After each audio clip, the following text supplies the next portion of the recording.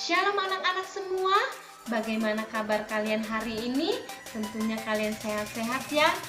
Walaupun kita belajar jarak jauh, tapi kita tetap semangat, tetap bersukacita. Dan perkenalkan, nama ibu adalah Bu Lili yang akan mengajar bahasa Indonesia di kelas 8.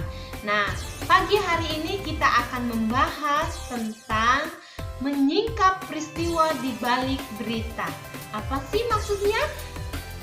Berita adalah informasi tentang peristiwa terkini. Nah, jadi berita itu adalah informasi yang kita dapat dengar tentang peristiwa saat ini. Nah, saat ini beritanya adalah di Indonesia sedang terjangkit virus corona. Kalian tahu kan beritanya tiap hari tentang virus corona ini. Nah, berita itu bisa kita dapat melalui banyak media, seperti dari mulut ke mulut, dari percetakan, sistem pos, penyiaran, komunikasi elektronik, atau melalui kesaksian para pengamat dan saksi peristiwa. Jadi, berita itu bisa kita dapat dari misalnya media cetak seperti koran, majalah. Kalau kita mendengar bisa dari televisi, bisa dari radio. Terus komunikasi elektronik juga bisa memberikan tentang berita seperti di handphone. Handphone itu bisa memberikan berita kepada kita. Terus atau langsung dari orang itu sendiri, seperti misalnya kita melihat peristiwa di pinggir jalan ada kecelakaan. Nah, kita bisa langsung menceritakan itu dari mulut kita, peristiwa itu. Nah, jadi berita adalah informasi tentang peristiwa terkini atau peristiwa yang kita lihat. Bisa kita dapatkan dari media cetak, bisa kita dapatkan dari radio, bisa kita lihat dari televisi, bisa kita lihat langsung peristiwa itu terjadi.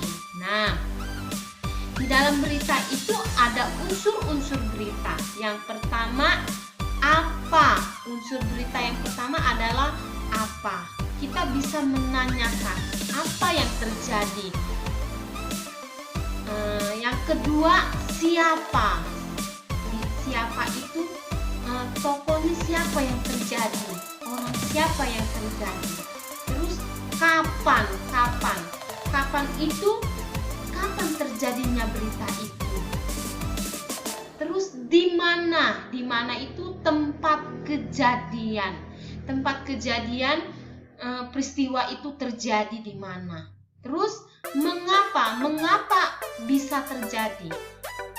Terus yang terakhir, bagaimana? Jadi ketika berita itu ditampilkan, unsur-unsur berita ini selalu dimunculkan.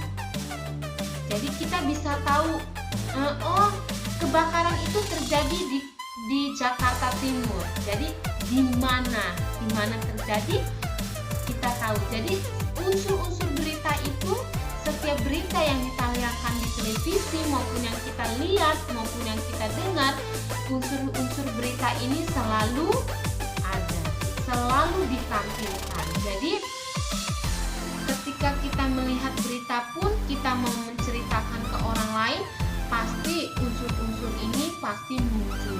Jadi kalau kita melihat berita, kita langsung ceritakan, kita harus menggunakan unsur-unsur tersebut. Nah, kesimpulan hari ini, pelajaran hari ini tentang berita. Jadi berita adalah peristiwa, informasi yang terjadi, peristiwa yang terjadi saat ini. Jadi berita itu bisa kita dapatkan melalui media cetak, bisa kita dengar lewat radio, bisa kita lihat secara langsung, bisa juga kita mendengar dari orang lain. Nah, sampai di sini dulu pembahasan kita hari ini. Kita akan lanjutkan hari berikutnya. Terima kasih, Tuhan Yesus memberkati.